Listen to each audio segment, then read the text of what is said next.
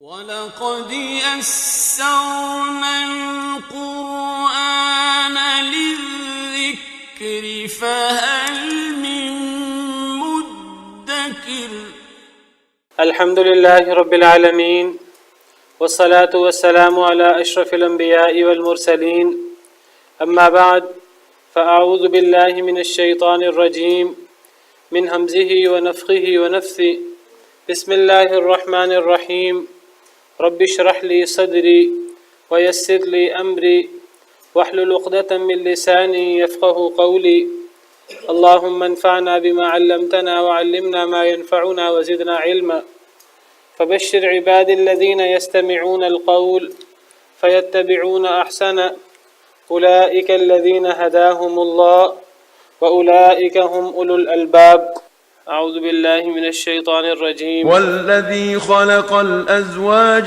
كلها وجعل لكم من الفلك والأنعام ما تركبون لتستووا على ظهوره ثم تذكروا نعمة ربكم إذا استويتم عليه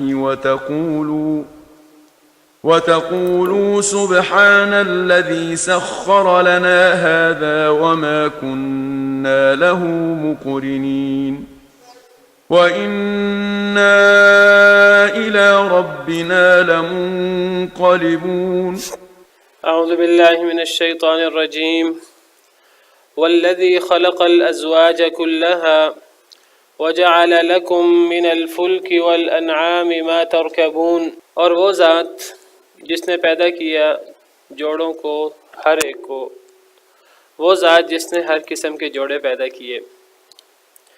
پچھلی آیات کریمہ میں موضوع چل رہا ہے توحید اور شرک کا، اور اللہ رب العالمین فرما رہے ہیں کہ اے مشرکین، تم اللہ کی ربوبیت کو مانتے ہو، تمہیں یہ تسلیم ہے کہ زمین و آسمان کا خالق، ہر چیز کا خالق، ہر چیز کا رازق، مدبر، منعم اللہ ہے وحدہ لا شریک۔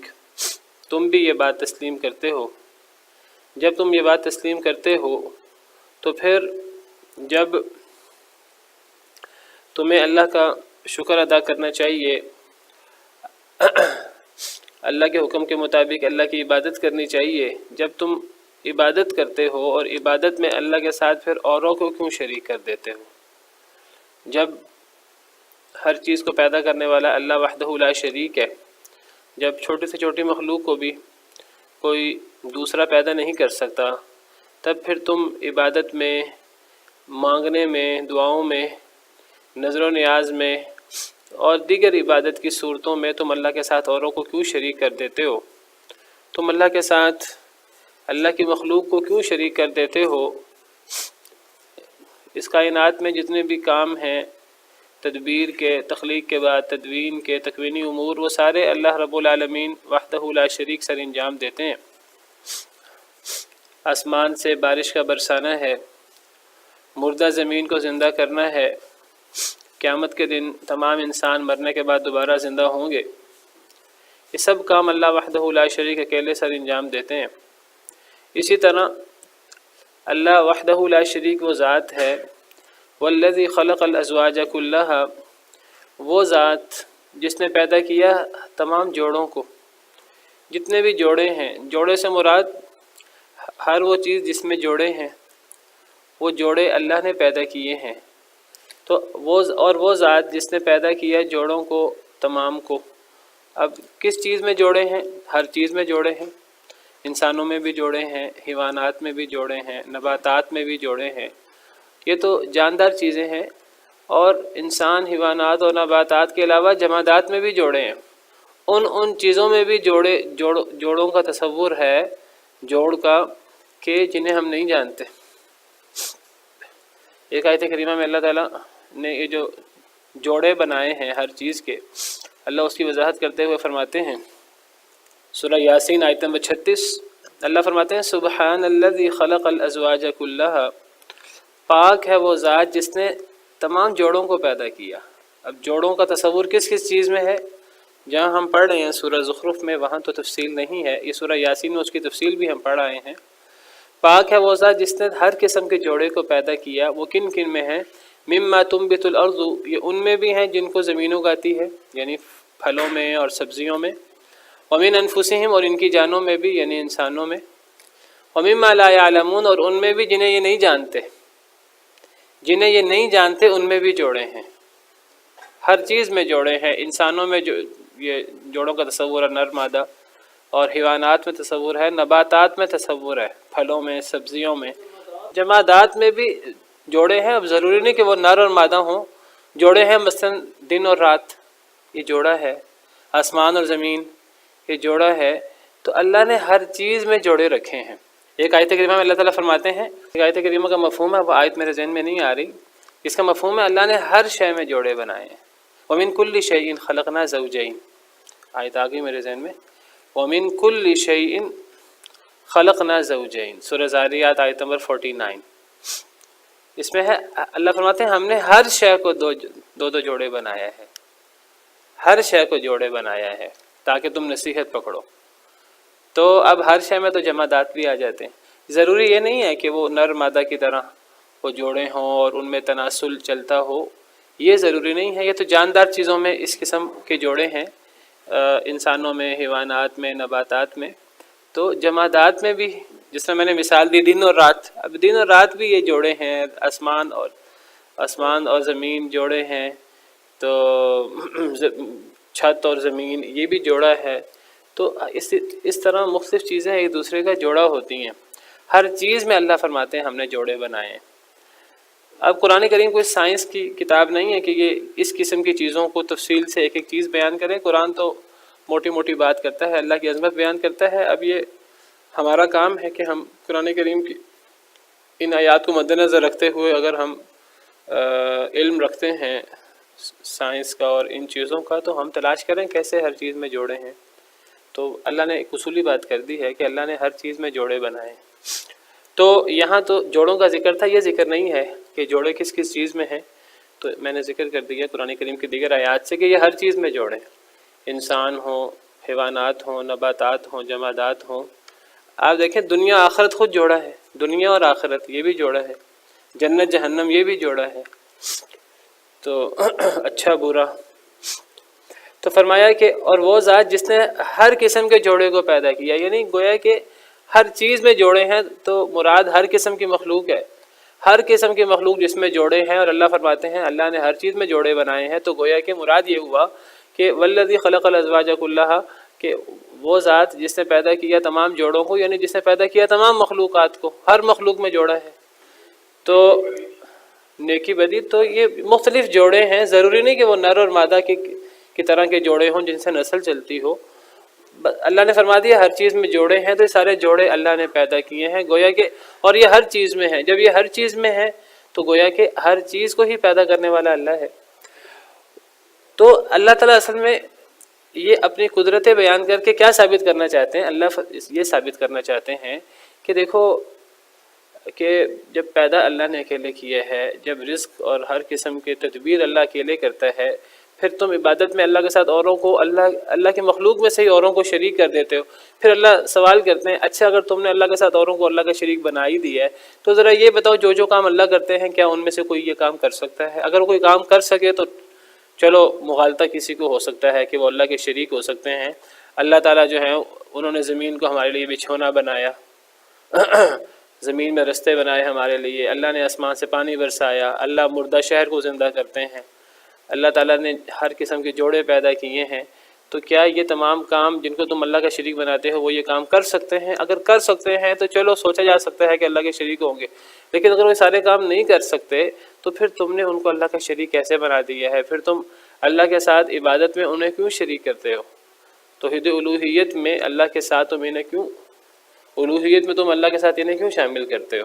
اصل میں ان قسم کے توحید کے دلائل سے یہ ثابت کرنا مقصود ہے، اللہ کی بڑی بڑی نشانیاں بیان کرنے سے، کہ بتاؤ کہ حضرت عیسیٰ میں سے اور جن پیروں فقیروں کو تم اللہ کے ساتھ معبود مانتے ہو، اللہ کا شریک مانتے ہو، کیا وہ یہ سارے کام کر سکتے ہیں؟ نہیں، یہ کام کوئی نہیں کر سکتا اللہ کے علاوہ۔ جب کوئی نہیں کر سکتا تو یہ ثابت ہوا عقلی نقلی طور پر ہر لحاظ سے کہ اللہ وحدہ لا شریک ہے، اللہ کا کوئی شریک نہیں ہے، نہ ربوبیت میں نہ الوہیت میں۔ تو فرمایا کہ وہ ذات جس نے پیدا کیا ہر قسم کے جوڑے کو، تمام جوڑوں کو، وَجَعَلَ لَكُم مِّنَ الْفُلْكِ وَالْأَنْعَامِ مَا تَرْكَبُونَ، اور اس نے بنایا تمہارے لیے کشتیوں سے اور جانوروں سے جن پہ تم سواری کر سکو۔ یہ بھی اللہ کی قدرت ہے، اور یہ بھی اللہ نے ہم پر انعام کیا، کسی اور نے ہم پر انعام نہیں کیا کہ اللہ نے ہمارے لیے کشتیاں بنائیں اور جانور بنائے اور ہم ان پر سواری کرتے ہیں۔ کشتیوں پر ہم سمندر میں سواری کرتے ہیں اور جانوروں پر ہم خشکی میں سواری کرتے ہیں۔ پرانے زمانے میں، اب تو خشکی میں بھی ہم جو ہے وہ گاڑیاں اور موٹر سائیکلیں اور ریل گاڑی اور جہاز وغیرہ ان چیزوں پر بھی سواری کرتے ہیں، اور بڑے بڑے بحری جہازوں پر بھی۔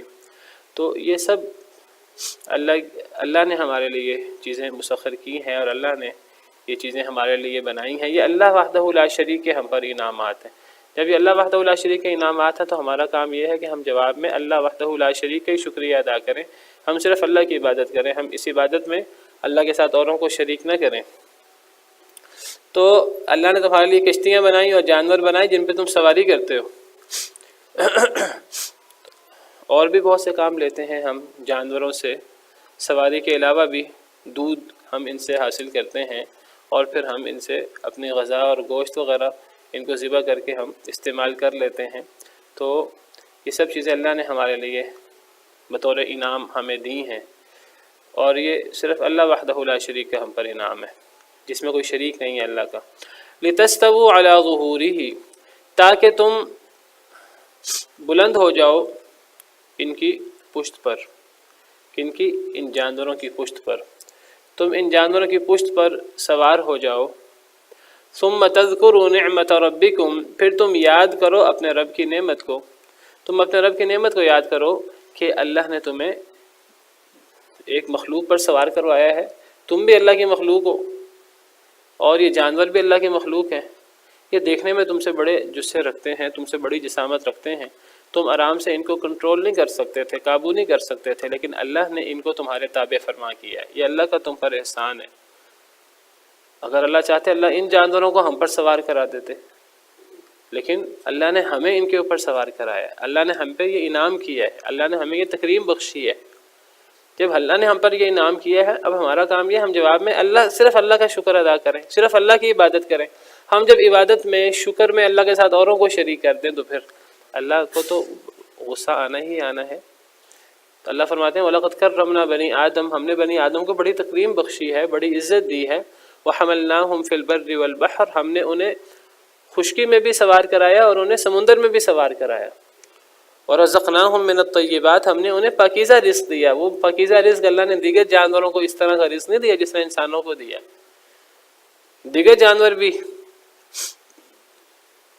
یہ پٹھے اور سبزیاں کھاتے ہیں، انسان یہ پٹھے وغیرہ نہیں کھاتا۔ انسان اگر سبزی بھی استعمال کرتا تو سبزی بھی اعلیٰ،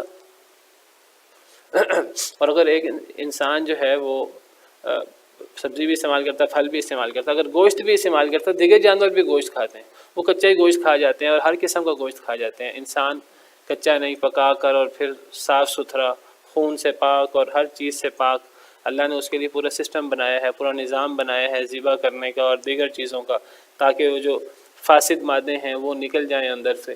تو پاکیزہ چیزوں کا اللہ نے ہمیں رزق دیا ہے۔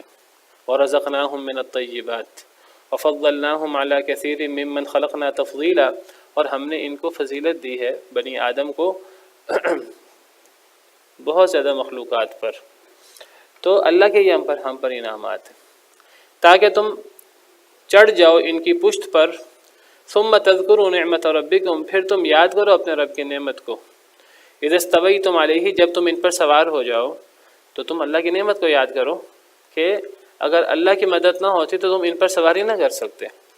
وَتَقُولُوا، اور تم کہو سبحان الذی سخر لنا هذا، پاک ہے وہ ذات جس نے مسخر کر دیا ہمارے لیے اس کو۔ یہ اتنے بڑی جسم رکھنے والا، اتنی بڑی طاقت رکھنے والا جانور ہے، اونٹ جس پر انسان سواری کرتا ہے، اتنا طاقتور ہے کہ 5-10 لوگ بھی ہو جائیں وہ اونٹ کا مقابلہ نہیں کر سکتے مل جل کر۔ لیکن ایک انسان ہوتا ہے یا ایک اس کے پاس کوئی زیادہ طاقت بھی نہیں ہوتی، کوئی بہت طاقتور بھی نہیں ہوتا، ایک بچہ ہے کئی دفعہ تو وہ اونٹ کو نکیل ڈال کر اپنے تابع کر لیتا ہے. تو یہ کوئی بچے کے اندر یہ طاقت نہیں ہے، یہ انسان کے اندر کوئی ذاتی یہ طاقت نہیں ہے، یہ اللہ نے ان کو ہمارے لیے مسخر کیا ہے، اللہ نے ان کو ہمارے تابع فرمایا ہے. تو انسان کا کام ہے جب انسان ان جانوروں سے فائدہ اٹھائے تو اللہ کی نعمت کو یاد کرے، اللہ کی تعریف کرے جس اللہ نے ان جانوروں کو ہمارے لیے مسخر کیا ہے.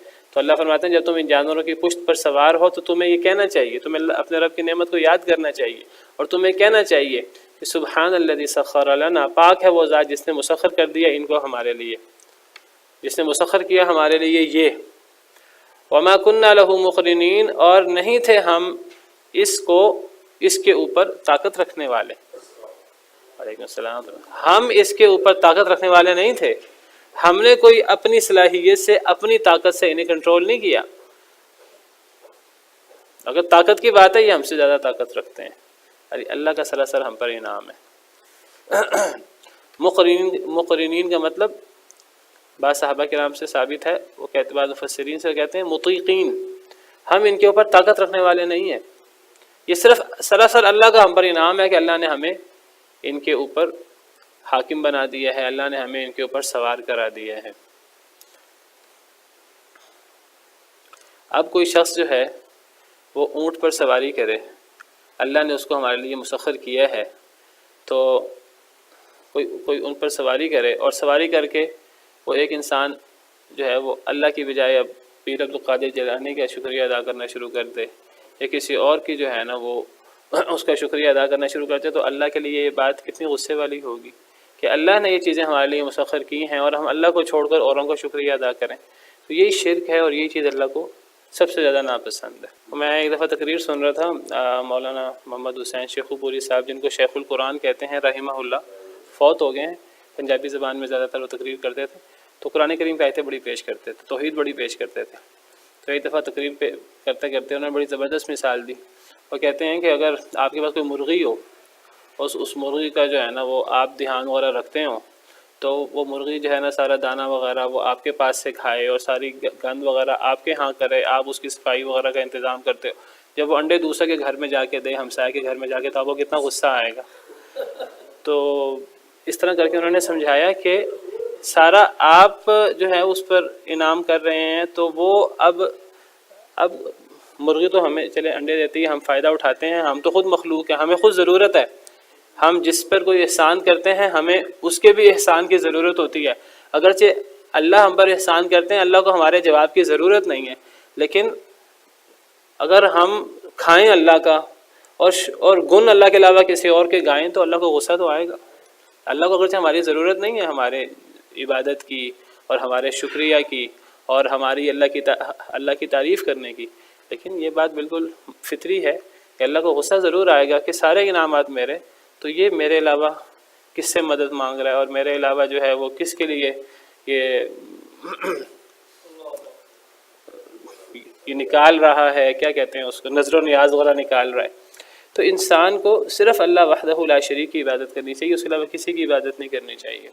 اور اللہ کو کوئی اس پر غصہ نہیں ہے کہ انسان اللہ کی نعمتیں استعمال کرے، انسان اللہ کی دی ہوئی چیزیں استعمال کرے. بس اللہ یہ چاہتے ہیں کہ اللہ نے چیزیں ہمارے لیے بنائی ہیں، انسان کے لیے بنائی ہیں، انسان کے لیے مسخر کی ہیں. بس اللہ یہ چاہتے ہیں کہ انسان یہ نعمتیں استعمال کرے اور یہ نعمتیں استعمال کر کے انسان اللہ کا شکریہ ادا کرے، اللہ کی نعمت کو یاد کرے کہ اے اللہ آپ کی نعمت ہے تو یہ مجھ پر آپ کا احسان ہے. جب انسان اللہ کی نعمت کا شکریہ ادا کرتا ہے تو اللہ تعالیٰ خوش ہو کر انسان کو مزید نعمتیں دیتے ہیں. وَإِذْ تَأَذَّنَ رَبُّكُمْ لَئِن شَكَرْتُمْ لَأَزِيدَنَّكُمْ، تمہارے رب نے اعلان کیا البتہ اگر تم شکر کرو گے تو میں تمہیں مزید دوں گا. تو اللہ کو کوئی اس پر تکلیف نہیں ہے کہ ہم اللہ کی دی ہوئی نعمتیں استعمال کریں، اور اللہ تعالیٰ ہمیں نعمتیں استعمال کرنے پر کبھی اللہ ہمیں عذاب نہیں دیں گے. اللہ تعالیٰ فرماتے ہیں ما یفعل اللہ بعذابکم ان شکرتم وآمنتم، اللہ تمہیں عذاب دے کر کیا کریں گے اگر تم شکر ادا کرتے رہو اور تم ایمان لاؤ. ایمان لانا بھی شکر ہے، یاد رکھیے. اللہ کی ساری نعمتیں ہیں ہم پر، اب ہم اللہ کی اتنی سی بات نہ مانیں کہ اللہ کے میری بات مان لو، میں نے جس کو نبی مقرر کیا اس کو نبی مان لو، میں نے تم پر وحی بھیجی ہے اس وحی کو مان لو. تو اللہ کی ہزاروں لاکھوں کروڑوں نعمتیں جن کو ہم شمار بھی نہیں کر سکتے، ان نعمتوں کے جواب میں ہم اللہ پر ایمان بھی نہ لائیں، ہم اللہ کے بھیجے ہوئے نبی کو نبی بھی نہ مانیں، ہم اللہ کی وحی کو وحی تسلیم نہ کریں، ہم اللہ کے ساتھ اللہ کی توحید پر بھی عمل نہ کریں، ہم اللہ کے ساتھ شرک بھی کریں اور اللہ کے نافرمانیاں بھی کریں، تو اللہ کو غصہ تو آئے گا۔ وہ غصہ ہماری نعمتیں استعمال کرنے پر نہیں اللہ کو آتا، ہماری ناشکری پر آتا ہے۔ اسی لیے اللہ تعالیٰ بار بار فرماتے ہیں اپنی نعمتوں کا تذکرہ کر کے، وَآتَاكُم مِّن كُلِّ مَا سَأَلْتُمُوهُ وَإِن تَعُدُّوا نِعْمَةَ اللَّهِ لَا تُحْصُوهَا إِنَّ الْإِنسَانَ لَظَلُومٌ كَفَّارٌ۔ اللہ فرماتے ہیں اللہ کی اتنی نعمتیں تم شمار نہیں کر سکتے، لیکن اللہ فرماتے ہیں انسان بڑا ظالم ہے، بڑا ہی ناشکر ہے۔ ان الانسان لربه لکنود، انسان اپنے رب کا ناشکر ہے۔ اللہ کو ہماری نعمتیں استعمال کرنے پر کوئی تکلیف نہیں ہے، ناشکری پر رہے انسان اللہ کے کھائے اور گن دوسرے کے گائے، اللہ کو اس پر جو ہے وہ غصہ آتا ہے اور اللہ کو اس پر ناراضگی ہوتی ہے۔ تو فرمایا کہ جب انسان اللہ کی نعمتیں استعمال کرے، اللہ کا شکر ادا کرے، تو اللہ خوش ہو جاتے ہیں، اللہ انسان کو مزید نعمتیں دیتے ہیں۔ لیکن اگر ایک انسان اللہ کا شکر ادا نہ کرے تو پھر اللہ تعالیٰ ناراض ہو کر انسان سے پہلی نعمتیں بھی چھین لیتے ہیں۔ تو جب انسان جانور پر بیٹھے اور انسان سواری کرے تو پھر انسان کو اللہ کا شکریہ ادا کرنا چاہیے۔ اور شکریہ کیسے ادا کرنا چاہیے؟ سبحان الذی سخر لنا ھذا، کہ پاک ہے وہ ذات جس نے ہمارے لیے مسخر کر دیا اس کو، اس جانور کو، وما كنا له مقرنین، ہم اس کے اوپر طاقت رکھنے والے نہیں تھے خود۔ پھر فرمایا وَإِنَّا إِلَىٰ رَبِّنَا لَمُنْقَلِبُونَ، یہ بھی کہنا چاہیے انسان کو، بے شک ہم اپنے رب کی طرف البتہ لوٹنے والے ہیں۔ یعنی اس سے پتہ لگا کہ انسان دنیا کے اندر جو بھی کرتا ہے، انسان دنیاوی امور سے اپنے آخرت کے امور کو سمجھنے کی کوشش کرے۔ جب انسان دنیا کا سفر کرتا ہے تو دنیا کے سفر کے لیے انسان کوئی دائمی، کوئی بہت لمبی چوڑی تیاری نہیں کرتا کہ میں نے وہاں ہمیشہ رہنا ہے۔ انسان ایک عارضی تیاری کرتا ہے۔ جب انسان دنیا کے سفر کی تیاری کرتا ہے تو پھر انسان کو اپنا اخروی سفر بھی یاد رکھنا چاہیے۔ تو جب ہم دنیا کے اندر سفر کرتے ہیں اور دنیا کے اندر سفر کر کے اللہ نے ہمیں دعا سکھائی ہے، اسی دعا کے اندر اللہ نے ہمیں سکھایا کہ انسان دنیا کے سفر کے اندر اپنے آخرت کے سفر کو بھی یاد رکھے اور انسان یہ دہرائے وَإِنَّا إِلَىٰ رَبِّنَا لَمُنْقَلِبُونَ، بے شک ہم نے اپنے رب کی طرف بھی ایک سفر کرنا ہے۔ علیکم السلام ورحمۃ اللہ وبرکاتہ، جو لازماً ہر بندے نے کرنا ہے، اور وہ بڑا مشکل سفر ہے، اور اس سفر کی بھی تیاری کرنی ہے ہمیں، کیونکہ ہم نے اللہ کی طرف لوٹ کر جانا ہے۔ اگر ہم قرآن کریم کا احادیث مبارکہ کا مطالعہ کریں تو ہمیں اندازہ ہوگا کہ اللہ تعالیٰ ہمیں دنیا کی بہت سی چیزوں سے آخرت یاد دلاتے ہیں۔ مثال کے طور پر اللہ تعالیٰ نے حج عمرے کا ذکر کیا، تو حج عمرے کے اندر اللہ نے زاد راہ کا ذکر کیا ہے کہ انسان جب حج عمرہ کرتا ہے، جب انسان سفر کرتا ہے حج عمرہ کے لیے، انسان کا طریقہ کار یہ ہے کہ انسان زاد راہ لیتا ہے۔ اللہ فرماتے ہیں ٹھیک ہے تم زاد راہ لو۔ بعض لوگ ہیں وہ زاد راہ لیتے ہی نہیں تھے، اللہ نے ان کی تردید کی کہ یہ توکل نہیں ہے کہ تم کو نہیں جی ہم زیادہ راہ نہیں لیں گے۔ اہل یمن کا طریقہ کار تھا کہ پرانے زمانے میں جاہلیت میں کہ جب وہ حج کے لیے جاتے تھے، ہر سفر کے لیے زیادہ راہ لیتے تھے، راستے میں ہمیں ضرورت پڑے گی کھانے پینے کی، وہاں جا کر ہمیں کھانے پینے کی ضرورت پڑے گی۔ حج کے لیے جاتے وقت، عمرے کے لیے جاتے وقت وہ سمجھتے تھے کہ زیادہ راہ لینا یہ توکل کے منافی ہے اور یہ اللہ پر اعتماد کے منافی ہے۔ ہم جب حج کے لیے جائیں گے تو ہم زیادہ راہ نہیں لیں گے، ہم لوگوں سے مانگ کر کھائیں گے۔ یہ کوئی نیکی نہیں ہے۔ اگر ایک انسان زیادہ راہ لے سکتا ہے تو لے، ہاں اگر کسی وجہ سے زیادہ راہ ختم ہو گیا پھر انسان لوگوں سے تقاضا کر سکتا ہے، اور اس انسان پر زکوٰۃ بھی لگتی ہے مسافر پر۔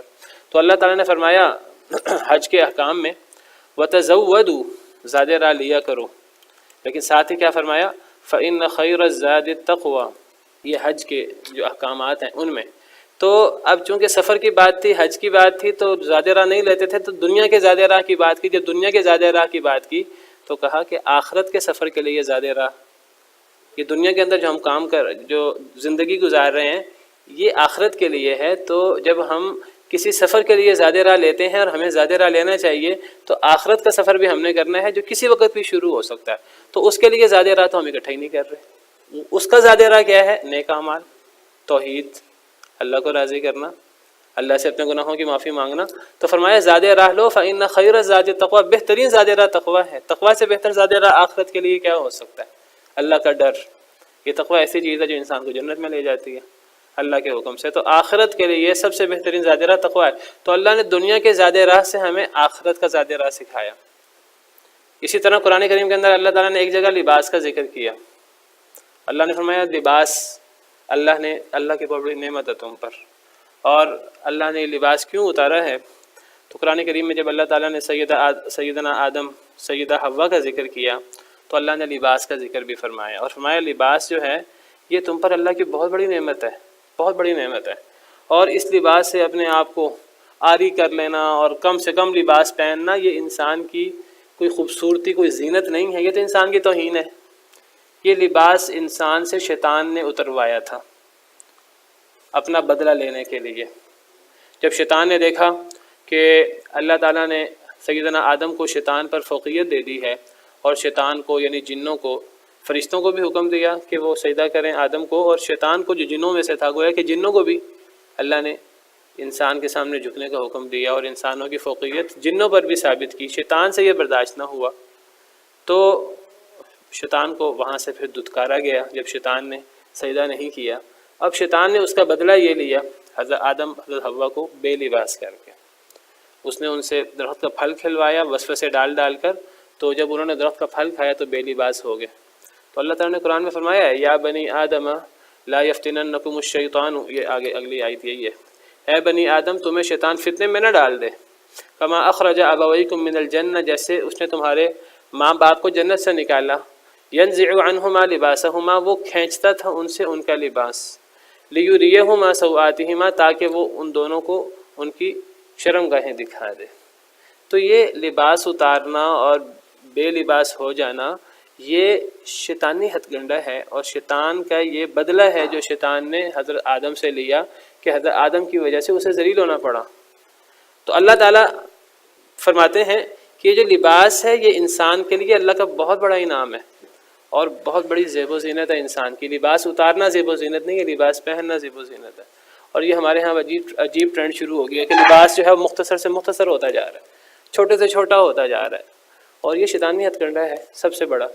تو اللہ فرماتے ہیں یا بنی آدم، سورہ اعراف آیت نمبر 26، یا بنی آدم قد انزلنا علیکم لباسا یواری سوآتکم وریشا، اے بنی آدم ہم نے تمہارے لیے ایک لباس اتارا ہے، آسمان سے اللہ نے اتارا ہے لباس، یواری سوآتکم وریشا، وہ چھپاتا ہے تمہاری شرمگاہ بھی اور زیب و زینت بھی ہے۔ تو لباس کا مقصد بیان کیا، پہلے فرمایا کہ لباس کوئی عام چیز نہیں ہے، یہ نہ سمجھو کہ یہ ایسے ہی تمہیں مل گیا ہے، یہ اللہ نے باقاعدہ نازل فرمایا ہے۔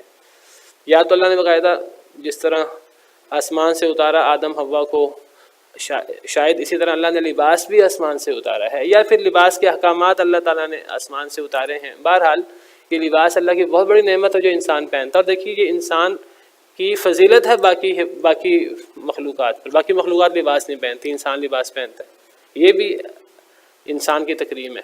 تو اللہ فرماتے ہیں کہ ہم نے تمہارے لیے لباس اتارا ہے، اور لباس کے دو مقاصد ہیں، ایک شرمگاہ کو ستر کو ڈھانپنا اور ایک زیب و زینت۔ اور جب دنیا کے لباس کی بات کی تو ساتھ ہی پھر آخرت کے لباس کی بات کی، وَلِبَاسُ التَّقْوَىٰ ذَلِكَ خَيْرٌ، اور جو تقویٰ کا لباس ہے وہ زیادہ بہتر ہے، سب سے بہتر ہے۔ تقویٰ کا لباس کیا ہے؟ تقویٰ کا لباس نیک اعمال ہے۔ وہ ایک بندہ جب نیک اعمال نہیں کرتا تو وہ روحانی طور پر بے لباس ہو جاتا ہے، وہ روحانی طور پر بے لباس ہو جاتا ہے۔ تو اللہ تعالیٰ کا ایک طریقہ کار ہے، اللہ تعالیٰ دنیاوی چیزوں سے ہمیں آخرت یاد دلاتے ہیں۔ تو بالکل اسی طرح انہی مثالوں کو مد نظر رکھیں تو اللہ نے دنیا کے سفر سے آخرت یاد دلائی ہے۔ اللہ فرما رہے ہیں تو جب تم دنیا میں سفر کرتے ہو تمہیں اللہ کا شکر ادا کرنا چاہیے کہ اللہ نے تمہارے لیے ان جانوروں کو مسخر کیا۔ جب تم دنیا کا سفر کرو تو آخرت کو بھی یاد رکھو کہ تم نے ایک دفعہ اللہ کے پاس بھی سفر کر کے آنا ہے۔ حضرت آدم علیہ السلام کو اللہ نے لباس اتار دیا تو انہوں نے پھر درخت کے جنت کے پتوں سے اپنے آپ کو ڈھانپ لیا۔ تو اب اللہ نے دنیا میں کیسے اتارا اور پھر مزید پھر لباس وغیرہ کیسے، دنیا میں لباس تھا نہیں تھا، وہ تفصیلات تو موجود نہیں ہے قرآن و حدیث میں، اللہ تعالی عالم۔ قرآن و حدیث میں یہ موجود ہے کہ پہلے حضرت آدم علیہ السلام کے اوپر روحانی لباس تھا، کوئی باقاعدہ تو وہ نورانی لباس یا روحانی لباس، وہ جب انہوں نے درخت کا پھل کھایا آدم حوا نے تو ان کا وہ روحانی نورانی لباس اتر گیا۔ اب پھر انہوں نے درخت جنت کے پتوں سے اپنے آپ کو ڈھانکا، قرآن میں یہ بات تو موجود ہے۔ اب مزید تفصیلات کے بعد میں پھر بعد میں کیا صورت ہوئی، پھر جب اللہ نے نیچے اتارا تو نیچے کیسے اتارا، یہ تفصیلات میرے علم کے حد تک موجود نہیں ہے قرآن و حدیث میں۔ تو اللہ کو پتہ ہے کہ پھر لباس کا معاملہ کیسے شروع ہوا۔ تو بہرحال لباس اللہ کی بہت بڑی نعمت ہے، اور لباس کو اللہ کے حکم کے مطابق پہننا چاہیے اور اپنے آپ کو ڈھانپنا چاہیے، اور اس طرح ڈھانپنا چاہیے جس طرح اللہ نے ہمیں اپنے آپ کو ڈھانپنے کا حکم دیا ہے۔ اللہ کی نعمت ہے لباس، ہم لباس کو اللہ کے احکامات کے مطابق استعمال کریں، جس طرح مال اللہ کی نعمت ہے۔ یہ نہیں کہ اب ہم مال کمائیں تو اب ہم جیسے چاہیں استعمال کریں، بالکل اسی طرح جب ہم لباس پہنیں تو جیسا چاہے لباس پہنیں، کافروں جیسا لباس پہن لیں، سی تھرو لباس پہن لیں، الٹا سیدھا لباس پہن لیں۔ ہمیں لباس پہننا ہے اور اللہ کے حکم کے مطابق پہننا ہے، اور لباس پہننے میں زینت بھی ہے اور ستر بھی چھپتا ہے، اور آخرت کے لباس کو یاد رکھنا چاہیے۔ تو اللہ تعالیٰ فرما رہے ہیں کہ جس طرح اللہ تعالیٰ نے انسان پر دیگر بہت ساری نعمتیں کی ہیں، اور وہ نعمتیں اللہ اکیلے نے کی ہیں، انہی نعمتوں میں سے اللہ تعالیٰ کی ایک بڑی نعمت انسان کے لیے سواری کا انتظام کرنا بھی ہے۔ تو انسان کو اب کیا کرنا چاہیے؟ انسان کو یہ کرنا چاہیے کہ اللہ کی ان نعمتوں پر اللہ کا شکریہ ادا کرنا چاہیے، اللہ کی ان نعمتوں کو یاد رکھنا چاہیے، اور جب انسان شکریہ ادا کرے، جب انسان جواب میں اللہ کی عبادت کرے، اللہ کا شکریہ ادا کرے، تو انسان اس شکریہ میں ایک تو اللہ کے ساتھ کسی کو شریک نہ کرے، اور نمبر دو انسان اللہ کی نعمت کو یاد رکھے اور زبان سے عمل سے اللہ کا شکریہ ادا کرے، اور اس شکریہ میں کسی کو شریک نہ کرے۔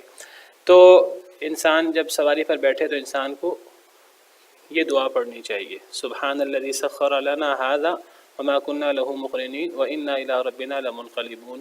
یہ مختصر دعا ہے، بعض احادیث میں تھوڑی تفصیلی دعا آتی ہے جس کے اندر یہ دعا بھی موجود ہے۔ حدیث مبارکہ میں آتا ہے کہ حضرت علی سے یہ مروی حدیث ہے، اور یہ حدیث صحیح ہے، جامع ترمذی کی حدیث ہے، حدیث کا حکم صحیح ہے۔ حضرت علی سے مروی ہے، حضرت علی بن ربیعہ یہ تابعی ہیں، یہ فرماتے ہیں کہ میں حضرت علی کے پاس موجود تھا، اُتِیَ بِدَابَّةٍ لِيَرْكَبَهَا، حضرت علی کے پاس سواری لائی گئی کہ وہ سواری پر سوار ہوں۔ فَلَمَّا وَضَعَ رِجْلَهُ فِي الرِّكَابِ، جب انہوں نے حضرت علی نے رکاب میں پاؤں ڈالا، قال تو انہوں نے کہا بسم اللہ ثلاثا، 3 دفعہ انہوں نے بسم اللہ پڑھا، بسم اللہ بسم اللہ بسم اللہ۔ فلما استوى على ظهرها، جب وہ سواری کی پشت پر سوار ہو گئے تو انہوں نے پھر فرمایا الحمدللہ، پہلے 3 دفعہ بسم اللہ پڑھی، پھر الحمدللہ پڑھا، پھر کہا سبحان الذي سخر لنا هذا وما كنا له مقرنين وانا الى ربنا لمنقلبون، وہی دعا جو ہم نے یہاں پڑھی ہے اس آیت کریمہ میں، یہ سورہ زخرف کی آیت نمبر 13 اور 14 ہے۔ پھر فرمایا الحمدللہ ثلاثا، پہلے بسم اللہ 3 دفعہ پڑھی، پھر الحمدللہ پڑھا 1 دفعہ، پھر سبحان الذي سخر لنا هذا وما كنا له مقرنين وانا الى ربنا لمنقلبون، پھر دوبارہ 3 دفعہ الحمدللہ پڑھا۔ اللہ کا شکر ادا کرنا ہے، اللہ کی بہت بڑی نعمت ہے، تو 3 دفعہ الحمدللہ کہا، پھر اللہ اکبر 3 دفعہ پڑھا۔ اللہ کی نعمت ہے، اللہ کی بڑائی ہے، اللہ نے یہ چیزیں ہمارے لیے مسخر کی، اللہ نہ کرتے تو کوئی نہ کر سکتا، اللہ کی بڑائی بیان کی 3 دفعہ۔ پھر کیا فرمایا سبحانک انی قد ظلمت نفسی، پاک ہے تو اے اللہ، انی قد ظلمت نفسی، میں نے اپنے آپ پہ ظلم کیا، فاغفر لی، آپ مجھے معاف کر دیجئے، فإنہ لا یغفر الذنوب الا انت، کوئی گناہ معاف نہیں کر سکتا سوائے آپ کے۔ پھر یہ دعا پڑھی، ثم ضحک، پھر ہنس پڑے۔ سبحان اللہ، دیکھیں صحابہ کرام کس طرح نبی کریم صلی اللہ علیہ وسلم کی ایک ایک ادا اور ایک ایک سنت کی تابع داری کرنے کی کوشش کرتے تھے، اور یہ ہے اصل میں محبت، یہ ہے اصل میں ایمان نبی کریم صلی اللہ علیہ وسلم پر۔ پھر ہنس پڑے حضرت علی، تو قلت، علی بن ربیعہ جو تابعی ہیں، جو راوی ہیں، وہ کہتے ہیں کہ میں نے کہا من ای شیء ضحکت یا امیر المؤمنین، اے امیر المؤمنین آپ کیوں ہنسے، یہاں کوئی ہنسنے والی بات تو نہیں ہے۔ تو فرمانے لگے رأیت رسول اللہ صلی اللہ علیہ وسلم صنع کما صنعت، میں نے نبی صلی اللہ علیہ وسلم کو بالکل اس طرح کرتے دیکھا جس طرح میں نے تمہارے سامنے کیا ہے۔ ثم ضحک، پھر آپ بھی ہنس پڑے تھے، میں اس لیے ہنسا ہوں۔ تو میں نے کہا تھا، حضرت علی فرما رہے ہیں، میں نے کہا تھا من ای شیء ضحکت یا رسول اللہ، اے اللہ کے رسول آپ کیوں ہنسے؟ تو آپ نے فرمایا ان ربک لیعجب من عبدہ اذا قال رب اغفر لی ذنوبی، تو نبی صلی اللہ علیہ وسلم نے فرمایا تھا کہ اللہ تعالیٰ اپنے بندے پر بڑا تعجب کرتے ہیں، بڑا خوش ہوتے ہیں بندے پر جب بندہ یہ الفاظ کہتا ہے رب اغفر لی ذنوبی انہ لا یغفر الذنوب غیرک، جب کوئی بندہ یہ الفاظ کہتا ہے تو اللہ تعالیٰ بہت خوش ہوتے ہیں۔ تو ہمیں اللہ کو خوش کرنا چاہیے کہ نہیں کرنا چاہیے؟ بالکل کرنا چاہیے۔ اور اللہ کیوں خوش ہوتے ہیں؟ اللہ اس لیے خوش ہوتے ہیں کہ میرے بندے کو پتہ ہے کہ میں اس کے گناہوں کو معاف کرنے والا ہوں. تو ہم میں سے ہر ایک سے گناہ ہوتے ہیں اور ہمیں اللہ سے گناہوں کی معافی مانگنی چاہیے. تو خاص طور پہ سفر کے موقع پر نبی صلی اللہ علیہ وسلم اپنے گناہوں کی معافی مانگتے تھے، اور آپ نے یہ دعا پڑھی اور آپ ہنس پڑے. جب حضرت علی نے یہی عمل کیا تابعی کے سامنے، وہ بھی ہنس پڑے. تو اس طرح کر کے صحابہ کرام نے ہمارے سامنے جو ہیں وہ نبی صلی اللہ علیہ وسلم کی سنتوں کو اکٹھا کیا ہے. تو یہ ایک سفر کی دعا ہے جس کے اندر یہ مختصر دعا بھی موجود ہے، سبحان الذی سخر لنا، قرآن والی، اور اس کے ساتھ اس کے آگے پیچھے مزید کچھ اللہ کے ذکر کے، اللہ کی تسبیح کے، اللہ کے شکر کے کلمات بھی ہیں. یہ دعا ہمیں یاد کر لینی چاہیے. 3 دفعہ بسم اللہ، جی اور بھی ہے وہ بھی بتاتا ہوں وہ بھی بتاتا ہوں ابھی آپ کو. 3 دفعہ بسم اللہ، ہمیں یہ سب دعائیں یاد ہونی چاہیے. انسان کبھی کوئی پڑھے، کبھی کوئی پڑھے، کبھی کوئی پڑھے. دیکھیے سجدے کی دعائیں کئی ہیں، رکوع کی دعائیں کئی ہیں، تشہد میں کئی دعائیں ہمیں سکھائی گئی ہیں. اصل میں اللہ تعالیٰ چاہتے ہیں کہ انسان ایک ہی چیز نہ پڑھے. اگر ایک انسان ایک ہی چیز رٹی رٹائی پڑھتا ہے تو انسان کا کئی دفعہ دل نہیں لگتا، کئی دفعہ ذہن نہیں لگتا، انسان توجہ نہیں کرتا. جب انسان بدل بدل کے دعائیں پڑھتا ہے تو پھر انسان کا ذہن بھی لگتا ہے. تو ہمیں سجدے کے اندر ایک جیسی ہی دعائیں نہیں پڑھنی چاہیے. سبحان ربی الاعلیٰ بس ہمیشہ ہم 3 دفعہ پڑھ لیں بس، اور ایک ہی عادت رکھیں. کبھی سبحان ربی الاعلیٰ پڑھیں، کبھی سبحانک اللہم ربنا وبحمدک اللہم اغفر لی پڑھیں، یہ بھی سجدے کی دعا ہے. کبھی سبوح قدوس رب الملائکۃ والروح پڑھیں. کبھی پڑھیں کہ سجد وجہی للذی خلقہ وصورہ وشق سمعہ وبصرہ بحولہ وقوتہ فتبارک اللہ احسن الخالقین. کبھی اللہم لک سجدت وبک آمنت ولک اسلمت. تو سجدے کی تو بہت دعائیں ہیں، رکوع کی بہت دعائیں ہیں، سفر کی بہت دعائیں. ہم گھر سے نکلتے ہیں، گھر سے نکلنے کی بھی ایک دعا نہیں ہے. بسم اللہ توکلت علی اللہ لا حول ولا قوۃ الا باللہ ایک دعا ہے.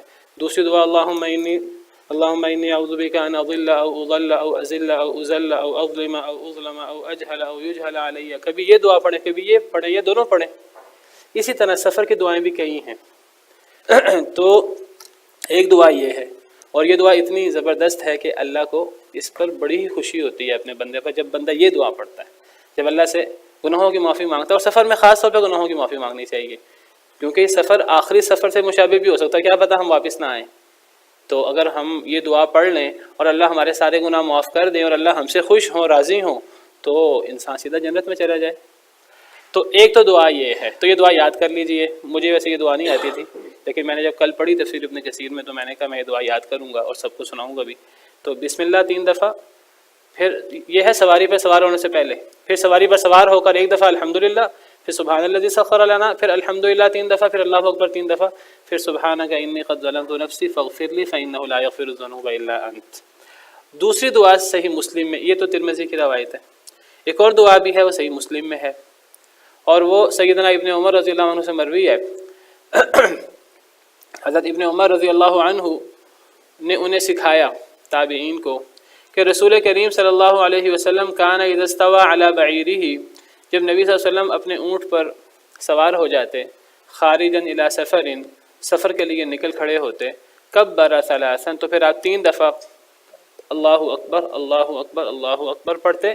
پھر آپ پڑھتے سبحان الذی سخر لنا ھذا وما كنا له مقرنین وانا الی ربنا لمنقلبون. یہ قرآن کی آیتیں. پھر آپ پڑھتے اللہم انا نسألک فی سفرنا ھذا البر والتقوی، اے اللہ بے شک ہم سوال کرتے ہیں آپ سے اس سفر میں نیکی کا اور تقوی کا، ومن العمل ما ترضی، اور ایسے اعمال کا جن سے آپ راضی ہو جائیں. اللہم ھون علینا سفرنا ھذا، اے اللہ ہم پر ہمارا یہ سفر ہلکا کر دے، آسان کر دے. واطوی عنا بعدا، اس کی دوری وہ لپیٹ دے، اس کی دوری ہمارے لیے آسان کر دے، وہ چھوٹی بن جائے ہمارے لیے.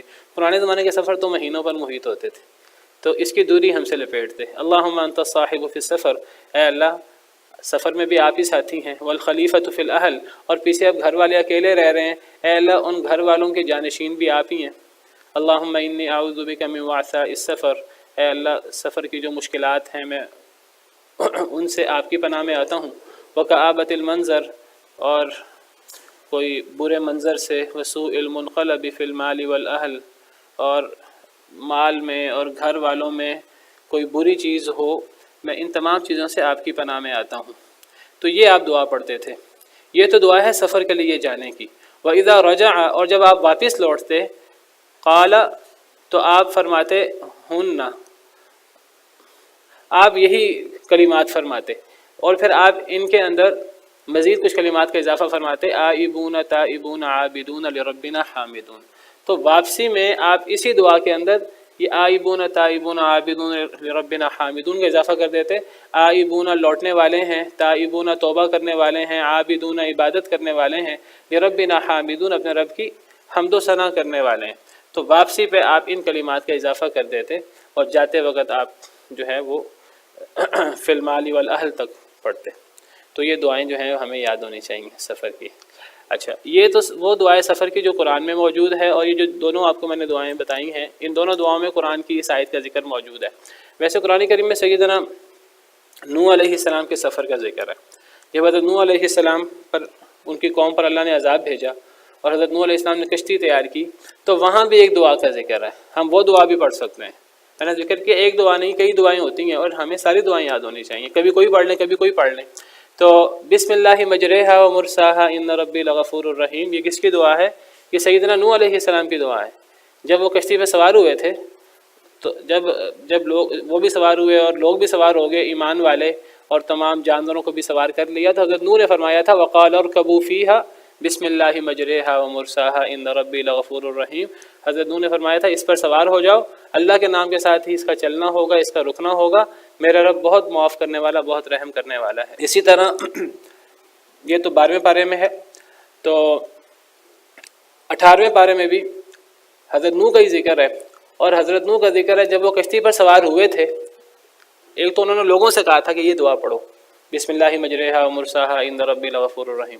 18ویں پارے میں ہے کہ جب حضرت نوح علیہ السلام کشتی پہ سوار ہوئے، فَإِذَا اسْتَوَيْتَ أَنْتَ وَمَن مَّعَكَ عَلَى الْفُلْكِ فَقُلِ الْحَمْدُ لِلَّهِ الَّذِي نَجَّانَا مِنَ الْقَوْمِ الظَّالِمِينَ۔ اللہ نے فرمایا تھا اے نوح جب آپ کشتی پر سوار ہوں تو آپ نے یہ کہنا ہے الحمد للہ الذی نجانا من القوم الظالمین، تمام تعریفیں اس اللہ کی جس نے ہمیں ظالم قوم سے بچا لیا۔ وقل رب انزلنی منزلا مبارکا وانت خیر المنزلین، اے اللہ مجھے ایسی جگہ پر اتارنا جو بابرکت جگہ ہو اور آپ بہترین مہمان نواز ہیں۔ تو یہ دعا بھی موجود ہے۔ بہرحال انسان جو ہے وہ کوئی بھی دعا پڑھ لے۔ سبحان ربک رب العزت عما یصفون وسلام علی المرسلین والحمد للہ رب العالمین۔